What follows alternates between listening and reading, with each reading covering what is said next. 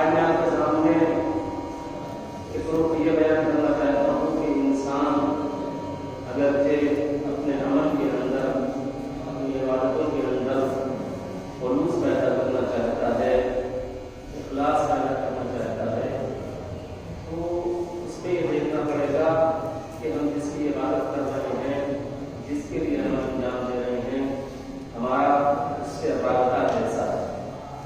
اگر یہ رابطہ قوی ہے تو یقیناً ہمارے اعمال میں اخلاص پیدا ہوتا رہے گا، لیکن اگر یہ رابطہ قوی نہیں ہے، وہ رابطہ نہیں ہے جو رابطہ ہونے کا حق ہے، تو پھر ہمارے اعمال میں وہ اخلاص اور وہ خلوص پیدا نہیں ہوتا۔ تو ہم کو اور آپ کو ہر عام، ہر لمحہ، ہر لحظہ اس کے اوپر توجہ دینا ہے، اس کے اوپر غور کرتے رہنا ہے ہمارا خدا سے رابطہ کیسا ہے، کس طرح کا ہے، وقتی رابطہ ہے یا ہمیشہ کا رابطہ ہے، قدرتی کے ساتھ رابطہ ہے، مطلب پرستی کے ساتھ رابطہ ہے، یا حقیقی ہم کو اس سے محبت ہے، اس نے ہم کو پیدا کیا ہے، وہ ہمارا رب ہے، اس اعتبار سے ہمارا رابطہ ہے۔ تو ہم کو مسلسل اس کے اوپر غور کرتے رہنا چاہیے۔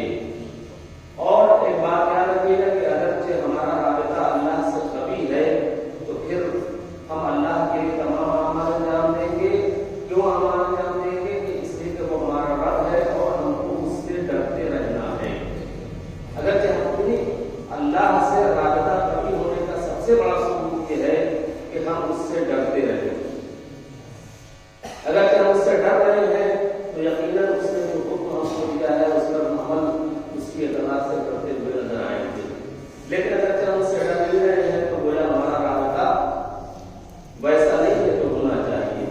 اب اس کو ہم کو اور آپ کو دیکھنا ہے کہ ہم کس حد تک اس سے ڈر رہے ہیں۔ یہ ہمارے اعمال بتائیں گے، ہمارے اقوال بتائیں گے، ہمارے اقوال بتائیں گے کہ ہم کس حد تک اس سے ڈرتے ہیں۔ عزیزان گرامی، یہ بات یاد رکھیے گا کہ جب انسان خدا سے ڈرتا ہے تو گویا یہ ثابت ہو جاتا ہے کہ اس سے رابطہ ہے، اور دوسری بات جب خدا سے ڈرتا ہے تو پھر وہ کسی سے نہیں ڈرتا۔ خدا سے ڈرنے کی علامت یہی ہے کہ وہ جب خدا سے ڈرتا ہے تو پھر وہ کسی سے نہیں ڈرتا، نہ سماج سے ڈرتا ہے، نہ معاشرے سے ڈرتا ہے، نہ کسی اور سے ڈرتا ہے، صرف خدا سے ڈرتا ہے۔ اور جب خدا سے ڈرتا ہے تو ظاہر سی بات ہے کہ اس کے عمل میں جو خالق پن پیدا ہوتا جائے گا وہ آپ خود اندازہ لگائیں گے اگرچہ اس منزل پر ہم پہنچ گئے۔ ایک مثال دے دوں تاکہ بچے بھی اس بات کو سمجھ جائیں اور بزرگ پہلا بہتر سمجھتے ہیں کہ ڈرنا کس کو ہے۔ دیکھیے 5-6 سال کا بچہ ہے، اگرچہ وہ 12 بجے رات میں تنہا بچے باہر نکلے گا، وہ جو چاہتا ہوں تنہا وہ باہر نکلے گا تو ایک سائے سے بھی وہ خوف کھا جائے گا، ایک سائے سے بھی ڈر جائے گا، ہے کہ نہیں؟ کیونکہ بچہ ہے، وہ سائے سے ڈر جائے گا۔ اگرچہ 12 بجے رات میں تنہا اور اکیلے جو ہے وہ نکلا تو سائے سے بھی ڈر جائے گا۔ لیکن وہی 5-6 سال کا بچہ اگرچہ 12 بجے رات میں اپنے باپ کی انگلی پکڑ کے نکلتا ہے تو حقیقت میں اس کے سامنے کوئی آسے اور چڑیل بھی آ جائے گی تو آنکھوں میں آنکھیں ڈال کے دیکھے گا، آنکھوں میں آنکھیں ڈال کے دیکھے گا۔ کیوں؟ اس لیے کہ وہ اس کے ذہن میں یہ ہے کہ ہمارا سرپرست ہمارے ساتھ ہے، ہمارا باپ ہمارے ساتھ ہے۔ تو ذرا گرامی، اس کا مطلب یہ ہے کہ جس کا باپ اور سرپرست ساتھ میں ہوتا ہے وہ کسی سے نہیں ڈرتا، تو جس کا سرپرست امام زمانہ موجود ہو، جس کا سرپرست کسی سے نہیں ڈرتا، کسی کے باپ سے نہیں ڈرتا۔ یہی وجہ ہے کہ آج ساری دنیا جس سے ڈر رہی ہے، مگر ایران کو ہے کہ جو کسی سے نہیں ڈرتا ہے، جتنی بڑی سپر پاور طاقت ہو، اس لیے کہ وہ خدا سے ڈرتا ہے۔ سلوات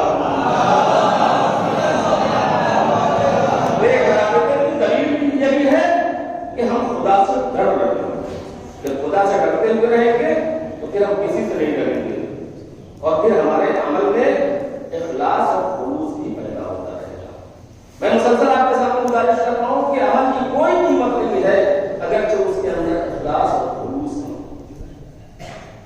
ہم آج کے 22 جماعت ثانیہ ہے اور دسترخوان امام علیہ السلام سے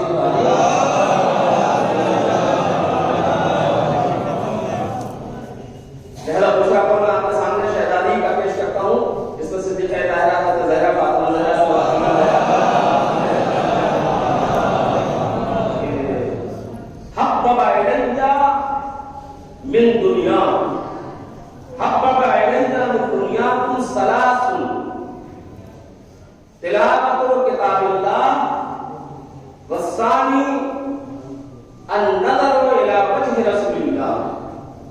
والسادس انفاق فی سبیل اللہ.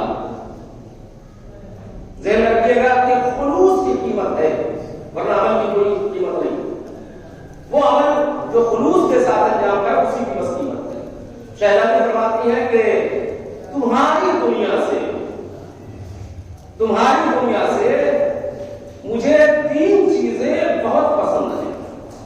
3 چیزوں کو میں بہت محبوب رکھتی ہوں. تمہاری دنیا صاحب اس کی ایک گوشہ ہے, اس کو نہیں بیان کرنا کہ یہ تمہاری دنیا سے شہزادی کو کہہ رہے ہیں مجلس میں, لیکن جو اس وقت موضوع ہے میں اس کے اوپر گفتگو کرنا چاہتا ہوں کہ تمہاری دنیا سے 3 چیزیں مجھے بہت پسند ہیں. پہلی چیز تلاوت کتاب اللہ, قرآن مجید کی تلاوت مجھے بہت پسند ہے. اور دوسری چیز کیا ہے, تشریح کا وقت نہیں ہے, دوسری چیز کیا ہے, النظر الی وجہ رسول اللہ, رسول اللہ کے چہرے کی طرف دیکھنا مجھے بہت پسند ہے. یہ ایک جملہ نہیں ہے بلکہ ایک فضیلت کا گوشہ ہے اور اشارہ ہے شہزادی کا. اور تیسری چیز کیا پسند ہے, انفاق فی سبیل اللہ, اللہ کی راہ میں خرچ کرنا.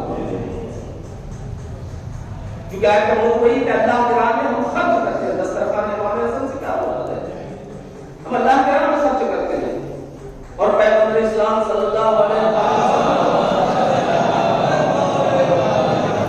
ارشاد فرماتے ہیں کہ میں قسم کھا کے کہتا ہوں, دیکھیے نبیوں کا کام قسم کھانا نہیں ہے, لیکن بات کی اہمیت کو بتانے کے لیے پیغمبر قسم کھا کے کہہ رہے ہیں کہ 3 چیزیں ایسی ہیں کہ میں قسم کھا کے کہہ رہا ہوں. اور ان 3 چیز میں ایک چیز یہ ہے کہ جو شخص ہماری آج کے اوپر خرچ کرے تو آخرت میں جو اس کی جزا ملنی ہے وہ اپنی جگہ دنیا میں 70 گنا اس کی جزا ملے گی. دنیا میں 70 گنا اس کا بدلہ ملے گا. آخرت میں جو ہے وہ اپنی جگہ پہ جو ہماری آج کے اوپر خرچ کرے دنیا میں 70 گنا اس کو دنیا میں اس کا بدلہ مل جاتا ہے. اگر ہمارے دیکھیے ہم اور آپ بھی محفل مجلس نظر و نیاز کس کے لیے کرتے ہیں, اہل بیت کے لیے. اگر احمد نے بہت اچھی بات کہی کہ جب بھی کوئی محفل مجلس نظر و نیاز اس طرح کے اعمال انجام دو تو ایک ٹارگیٹ معین کرو. توجہ کریں, ایک ٹارگیٹ معین کرو کہ یہ جو ہم کرنے جا رہے ہیں اس چیز کے ذریعے سے ہم کو یہ مانگنا ہے اللہ کی بارگاہ سے, اگلے بیت کی بارگاہ سے. یہ طے کر کے کہ یہ جو ہم نظر و نیاز کرنے جا رہے ہیں یا مجلس و محفل کرنے جا رہے ہیں اس کے ذریعے سے ہم خدا کی بارگاہ میں اور اہل بیت کی بارگاہ میں توسل کریں گے اور طلب کریں گے, ذریعہ اس کو بنائیں گے, ایک ٹارگیٹ معین کریں. اچھا ہم اور آپ دیکھیں ہم بھی روز میں شامل, ہم اور آپ کا ٹارگیٹ معین کرتے ہیں, محفل کر رہے ہیں, مجلس کر رہے ہیں, وہ مجمع ہو جائے, لوگ تعریف کریں, یہ تو ایک ٹارگیٹ یہ نہیں, یہ تو دنیا ہے. ٹارگیٹ معین کرو کہ اس کے ذریعے سے اس کے ذریعے سے ہم کو خدا سے کچھ طلب کرنا ہے. دیکھیے اللہ ہر انسان کو چاہتا ہے وہ تاجر بنے, اور اسلام میں تجارت سے بڑی کوئی عبادت نہیں, تجارت سے بڑی کوئی عبادت نہیں. لہٰذا شامل فرماتے ہیں, رہبر فرماتے ہیں کہ ٹارگیٹ معین کرو کہ ہم کو اس کے ذریعے سے کیا طلب کرنا ہے اہل بیت کی بارگاہ سے. اور یہ ایسے ہی بس کہہ دیا, ان کا جملہ ہے کہ یہ تو ایام فاطمیہ میں محفل ہو یا مجلس ہو, ہم ایام فاطمیہ کے ذریعے سے حضرت فاطمہ زہرا صلوات اللہ علیہا سے پورے سال بھر کا رزق طلب کر لیتے, پورے سال بھر کا رزق طلب کر لیتے. یہ کون کہہ رہا ہے, آپ رہا کرتے ہیں اس بات پر کہ تم پہنچے سال بھر کا رزق ان 3 دنوں میں ایام فاطمیہ میں ہم زہرا سے طلب کر لیتے. اچھا کیا اپنے رزق کی بات کرتے ہیں رہبر؟ نہیں, رہبر پوری ملت کا رہبر ہوتا ہے, رہبر پوری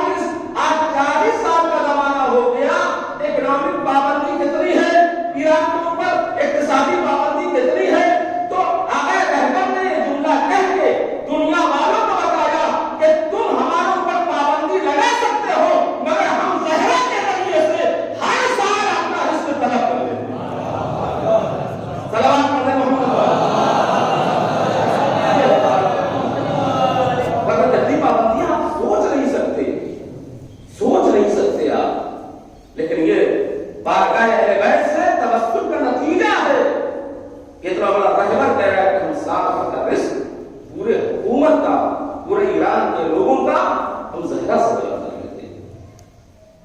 کسی کے دروازے پہ ایران آ کر گیا بھیک مانگنے کے لیے. دنیا یہ سب کرے ہم نے پابندی لگا دی, ہم نے دروازہ بند کر دیا. یہ بھی ایک الگ موضوع ہے, انشاءاللہ بات آئے گی کہ کوئی حکومت دنیا کو نہیں چلا رہا ہے, خدا چلا رہا ہے. انشاءاللہ بات آئے گی. گزارش کروں گا ایک صلوات پڑھ کر محمد تو ہم جو اہل بیت کی بارگاہ میں ہدیہ پیش کرتے ہیں اس کا بدل ہر حال میں ملنا ہے. اور پیغمبر کی حدیث کی روشنی میں کیا ہے, 70 گنا اس دنیا میں ملے گا. جو بھی تحفہ چاہے وہ نظر و نیاز کے ذریعے سے, چاہے وہ محفل مجالس کے ذریعے سے ہم پیش کرتے ہیں, اس کا بدلہ ملے گا. عزیزان گرامی, آپ سوچ نہیں سکتے کہ اہل بیت کی بارگاہ سے یہ ہدیہ تو بہت بڑی سعادت ہے. اگرچہ ایک جملہ اہل بیت ہمارے ہدیے کو قبول کر کے کہتے ہیں تو یہ بہت بڑی سعادت ہے, بہت بڑی سعادت ہے. اگرچہ ہم بول رہے ہیں ایک جملہ ہمارے ہدیے کو قبول کر کے اہل بیت علیہ الصلوۃ والسلام ہمارے حق میں کہتے ہیں تو یہی بہت بڑی سعادت ہے. پیغمبر کے دور کا واقعہ ہے اور بہت تفصیلی واقعہ ہے, لیکن چونکہ دامن وقت میں اتنا گنجائش نہیں ہم تفصیلات پیش کریں, لیکن رخ صرف پیش کرنا چاہتے ہیں کہ پیغمبر کے دور کا واقعہ ہے. ایک جملہ ہم نے کہا کہ ایک جملہ اگر جب وہ ہمارے حق میں کہتے ہیں تو یہی بہت بڑی سعادت ہے. یہ تو بات کی چیز ہے, بہت بڑی چیز ہے. پیغمبر کے زمانے میں ایک کنیز تھی کسی کی, وہ کچھ سامان لینے کے لیے باہر نکلی تھی تو کافی تاخیر ہو گئی. تو بیٹھ کے رو رہی تھی. پیغمبر گزر رہے تھے, دیکھا تو کہا کیا بات ہے. کہا کہ مالک نے ہم کو بھیجا تھا سامان لانے کے لیے, کافی دیر ہو گئی ہے, کافی تاخیر ہو گئی ہے, لہٰذا میں اب ڈر رہی ہوں کہ میں جاؤں گی تو سزا دے گا. تو پیغمبر نے کہا کوئی بات نہیں, تیرے ساتھ چلتے. اب پیغمبر اس کنیز کے ساتھ اس کے مالک کے گھر گئے, دروازہ بند تھا. پیغمبر نے دخل الباب کیا اور فوراً دروازے ہی پر سے کہا کہ السلام علیکم یا اہل بیت, کہ اے گھر والوں تم پر ہمارا سلام. جملہ اہل بیت جملہ ہمارے حق میں کہتے ہیں, تم پر اہل بیت گھر والوں تم پر ہمارا سلام ہو. تو کوئی جواب گھر سے نہیں آیا, نہ دروازہ کھلا. پیغمبر نے دوسری مرتبہ سلام کیا, تب بھی گھر میں سے کوئی جواب نہیں آیا, نہ دروازہ کھلا. پیغمبر نے تیسری بار سلام کیا, تب بھی دروازہ نہیں کھلا, نہ گھر سے کوئی باہر نکلا. پیغمبر واپس جانے لگے. اب جو گھر میں موجود تھا مالک, اس کو احساس ہوا کہ اب پیغمبر واپس جا رہے ہیں, تو فوراً دوڑ کے آئے, اس دروازہ کھولا اور دروازہ کھول کے پیغمبر کو دیکھا اور کہا علیکم السلام یا رسول اللہ, یا رسول اللہ آپ پر ہمارا سلام. اب پیغمبر نے کہا کہ یہ بتاؤ کہ کیا ہم نے پہلی مرتبہ سلام کیا تھا تو تم نے سنا نہیں تھا؟ کہا کہ یا رسول اللہ سنا تھا. کہا تم نے جواب تو نہیں دیا, تم نے جواب تو نہیں دیا. دوسری مرتبہ زیادہ نہیں سنا تھا, کہا جواب نہیں دیا. تیسری مرتبہ کہا کہ ہاں سنا تھا, جواب نہیں دیا. کہا کہ کیوں نہیں جواب دیا؟ تو ایک مرتبہ وہ کہتا ہے کہ اللہ کے نبی آپ مسلسل سلامتی سے دعا دے رہے ہو. ایک مرتبہ آپ نے سلامتی کی دعا دی, وعلیکم السلام کا مطلب کہ تم پر بھی سلامتی ہو. تو میری یہ خواہش ہوئی کہ یہ سلسلہ برقرار رہے, اس لیے ہم نے سلام کا جواب نہیں دیا کہ 2-3 مرتبہ بچے آپ سلامتی کی دعا دے دے تو ہماری قسمت ہی بدل جائے, اس لیے ہم نے جواب نہیں دیا. دیکھیں یہ اس دور کا واقعہ ہے جب فقہی مسائل اور احکام ابھی آئے نہیں تھے. سلام کا جواب دینا ہر تعلیم واجب ہے, چاہے وہ نہیں کرے چاہے وہ نہیں کرے, فوراً جواب دینا واجب ہے. لیکن یہ اس دور کا واقعہ ہے, اس کو میں سکون بنائیے گا. قانون اس دور کا واقعہ ہے جس دور میں ابھی احکام فقہی نہیں آئے تھے, تو پیغمبر نے اس کو معاف کر دیا اور یہ کہہ کے معاف کیا کہ تیرا عمل تو اچھا نہیں ہے مگر نیت اچھی ہوئی. تیرا عمل تو اچھا نہیں تھا مگر تیری نیت اچھی تھی, لہذا اللہ تجھے نیت کا اجر دے گا. ورنہ نبی کے لیے قرآن نے صاف اعلان کر دیا کہ جب تمہارا نبی پکارے تو فوراً لبیک کہو. اگر یہ لبیک انسان نہیں کہہ رہا ہے تو پھر وہ گنہگار ہو رہا ہے. کہنے کا مقصد یہ ہم نے واقعہ اس لیے پیش کیا کہ اگرچہ ایک نبی, ایک معصوم, اگرچہ کوئی ایک جملے کے ذریعے سے دعا بھی دے دے تو یہ بہت بڑی ہمارے لیے سعادت ہے. یہ چاہے کہ اگر ہم اس کی بارگاہ میں ہدیہ پیش کریں اور وہ اس کو قبول کر لیں تو یہ بہت بڑی چیز. لیکن اب یہ ہے کہ ہدیہ جو ہم پیش کر رہے ہیں اس کی بھی شرائط ہے. ہم کو اب آپ کو یہ دیکھنا پڑے گا کہ اہل بیت کی خدمت میں جو ہم ہدیہ پیش کر رہے ہیں تحفہ دے رہے ہیں اس کا بدل ریٹرن تو ہے ملے گا, مگر ہم جو چیز بھیج رہے ہیں اس میں کچھ شرائط ہے. اگرچہ وہ صحیح چیز بھیج رہے ہیں تو یقیناً ان تک پہنچے گا اور ادھر سے بدلہ آئے گا, لیکن اگر وہ صحیح چیز نہیں ہے تو وہ راستے سے ہی غائب ہو جائے گا. جب راستے سے غائب ہو جائے گا تو پھر کوئی بدلے کا تصور انسان کو نہیں کرنا چاہیے. تو سب سے پہلی چیز یہ ہے کہ جو چیز ہم ان کی بارگاہ میں بھیج رہے ہیں اس کے اوپر ہم کو غور کرنا ہے, اس توجہ دینا ہے کہ وہ حلال بھیج رہے کہ نہیں بھیج رہے. اگرچہ حلال ہے تو یقیناً ان کی بارگاہ میں قبول ہوگا, اس لیے کہ حرام چیز نجس ہوتی ہے اور اہل بیت کے قریب نجاست جا نہیں سکتی. جب اہل بیت کے قریب نجاست جا نہیں سکتی تو پھر قبولیت کی کوئی بات ہی نہیں ہے. تو سب سے پہلے مرحلے میں ہم کو اور آپ کو یہ سوچنا ہے کہ نظر و نیاز کے ذریعے سے, غذا کے ذریعے سے جو بھی ہم اہل بیت کی بارگاہ میں بھیج رہے ہیں سب سے پہلے ہمارا فوکس اس چیز کے اوپر ہونا چاہیے کہ وہ حلال ہے کہ نہیں ہے, پاک ہے کہ نہیں. دیکھیے بہترین اور بدترین کا معیار یہ نہیں ہے کہ بریانی اچھی ہو, قورمہ اچھا ہو. دیکھیے پہلے جو لوگ نظر و نیاز کرتے تھے, خیر ماشاءاللہ آپ کو کیا کہنا, پہلے یہ ہے کہ گھروں میں پاک و پاکیزگی کے ساتھ لوگ ان کو آٹے کا اور میدے کا ٹکیا بناتے تھے. ایک چیز ہوتی تھی اور نظر کرتے تھے, ہے کہ نہیں. پاکیزگی کا یہ عالم تھا. ہم کو تو یاد ہے کہ باقاعدہ وہ دور میں ہم نے دیکھا ہے کہ باقاعدہ کنڈے کی نظر ہوتی تھی, بانس کی نظر ہے, لہذا جہاں نظر ہوگی جہاں پکے گا وہی نظر ہوگی. لہذا اس کو پکا کے لکڑی بھی صاف کر رہے ہیں, وہ پاکیزہ بنا رہے ہیں, سب کچھ گیہوں بھی دھل رہے ہیں, اس کو آٹا ہے کہ نہیں ہے. لیکن اب کیا ہے, اب یہ ہے وہ کتنا خصوص تھا. اور اب آپ دیکھیے دسترخوان امام حسن علیہ السلام کو یہ دسترخوان سے جو ہے دہرات کو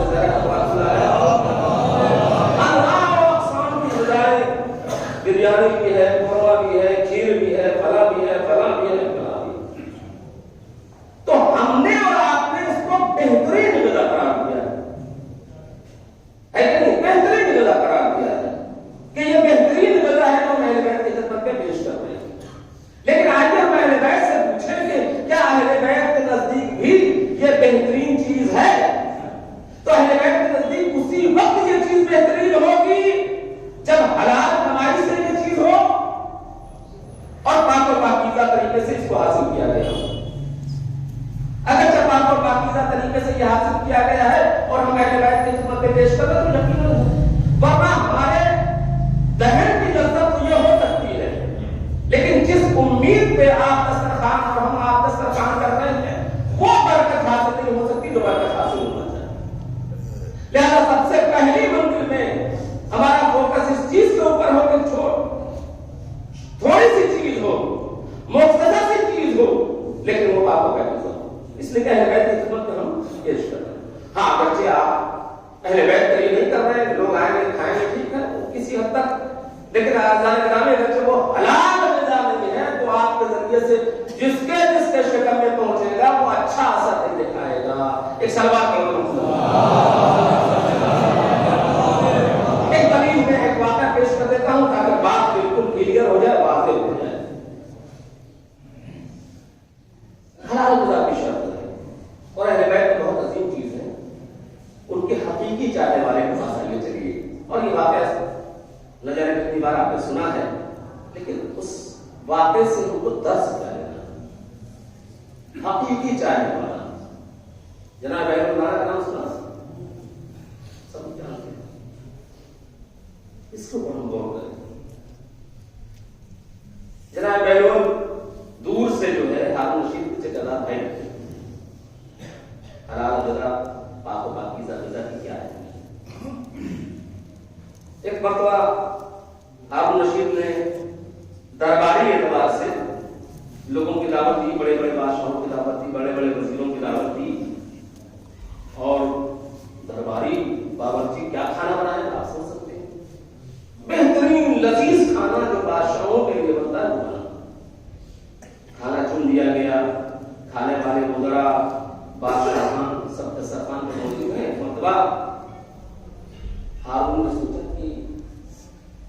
से बहलोल नजर नहीं आ रहे, कई दिन से बहलोल नजर नहीं आ रहे हैं।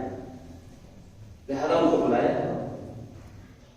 ताकि हम तो बराबर दरबार में आते थे, रोजाना आते थे, लेकिन इधर कई रोज हुआ वो नजर नहीं आ रहे। तो बहरहाल बादशाह और मजदूरों ने एक एक चम्मच खाया और उसके बाद जो है जब हारून ने कहा तो लोगों ने कहा कि भाई किसी खराबे में होंगे, कहीं खड़ल में होंगे, पड़े होंगे वो।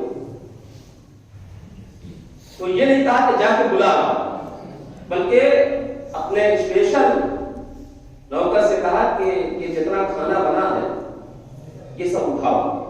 किसके लिए बना था? बादशाहों के लिए, मजदूरों के लिए। सबको एक एक चम्मच एक एक रुपया मिला और कहा कि पूरा खाना उठाओ और ले जाके बहलोल को ले आओ।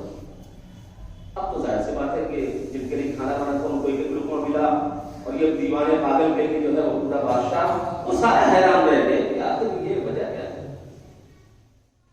मुख्तसर ये के बाद आएगा उनका स्टेशन होकर और गुजरा साथ साथ चले और प्यारा जो बहुत प्यारा मशहूर है वो प्यारे में सारे जो है वो सारी गजाएं बादशाही गजाएं रखी गई और नौकर ने उसको सर पे रखा। ये सर पे रखा क्योंकि बादशाह के दस्तरखान का खाना सर पे रखा और आया तो देखा कि खराबे के पास बैठे हुए हैं जनाब बहलोल। तो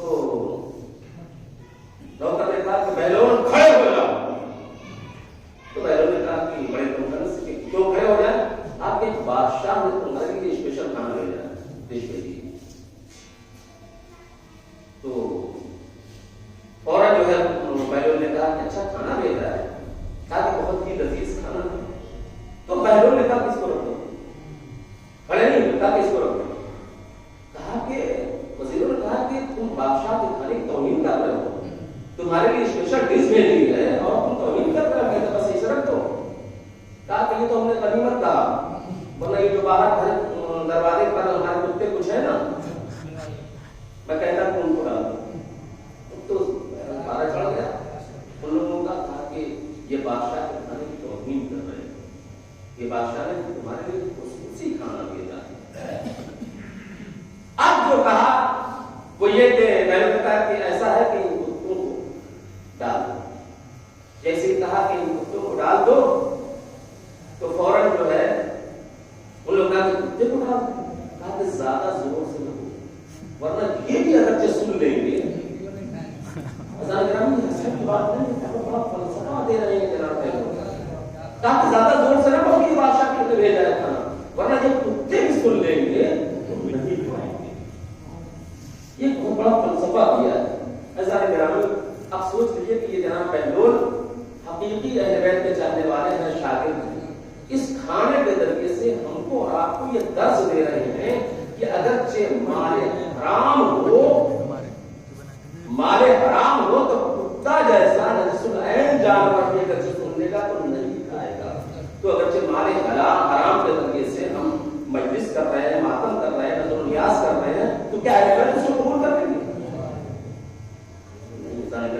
हम और आप इस मामले के ऊपर ज्यादा फोकस दें कि ठीक है नहीं निकालते हो नहीं, आपके पास हलाल है तो कम से कम जो मुनासिबतें आप अंजाम देते हैं उसके लिए अलग से खुद निकाल के या जिसका हक उसमें है उसमें निकाल के उसको पाको पाकीज़ा करें और उसके बाद उसके जरिए से नजर नियाज दिलाएं, मजलिस मातम करें। सारे ग्राम में अच्छे इस तरीके से हमने और आपने दस्तरखान बनाया है और तैयार किया है तो यकीनन ये दस्तरखान वो चीज बन जाएगा कि हमारे घर की किस्मत बदल जाएगा, हमारे रिस्क में इजाफा।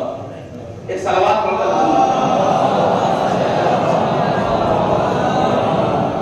फिर जो भी खाएगा उसका असर। लिहाजा हम इसको ऊपर जाए कि लजीज सजाएं होने के लिए सबसे पहले हमारा फोकस इस चीज के ऊपर होना चाहिए कि जो चीज हम इमाम की बारगाह में पेश कर रहे हैं वो हलाल रास्ते से आ जाए। और अगर हम और आप इन सब चीजों के ऊपर गौर करने लगे तो जाहिर है हमारी दुनिया भी बन जाएगी, आखिरत भी बन जाएगा, हमारे हर अमल